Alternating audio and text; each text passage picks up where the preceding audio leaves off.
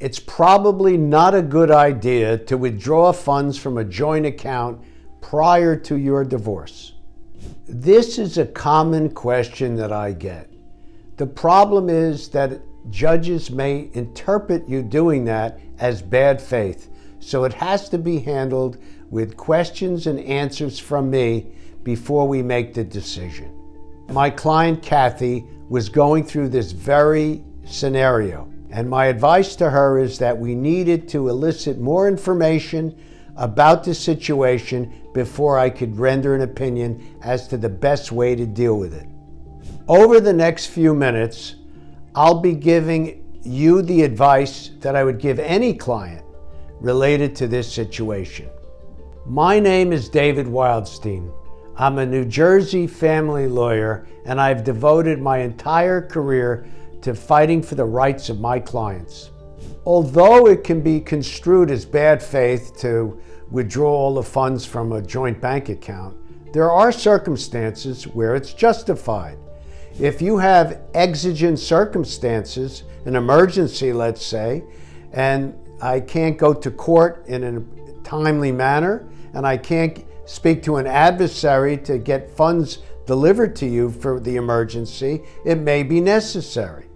There are circumstances where there may be other assets available that could be withdrawn upon instead of this joint account. On occasion, there's circumstances where the adverse attorney, assuming there's an attorney on the other side of the case, who I can communicate with and obtain the funds in that manner.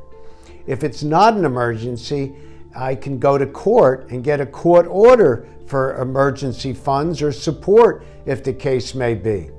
On occasion, some clients will use their credit card for certain obligations that have to be paid, even if it's the credit of their adverse spouse who's the primary cardholder. There are many options that are available. It also depends on what are the other assets in the case. If there's only a limited amount of money in the case, then drawing all that money out of a bank account may be a problem. But if there's plenty of other assets available, then it's not such a big deal. So it really depends on the facts and circumstances of each case, which the lawyer has to elicit from the client in order to give the proper and best advice.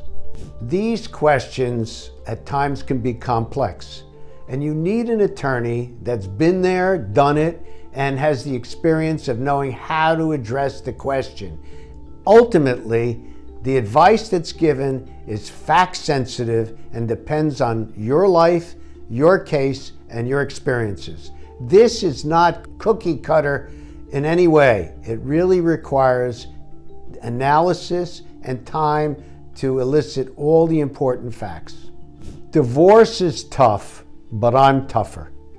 If you need advice, I'm happy to help you. Call me and I will consult with you no matter what stage of your case you're involved in.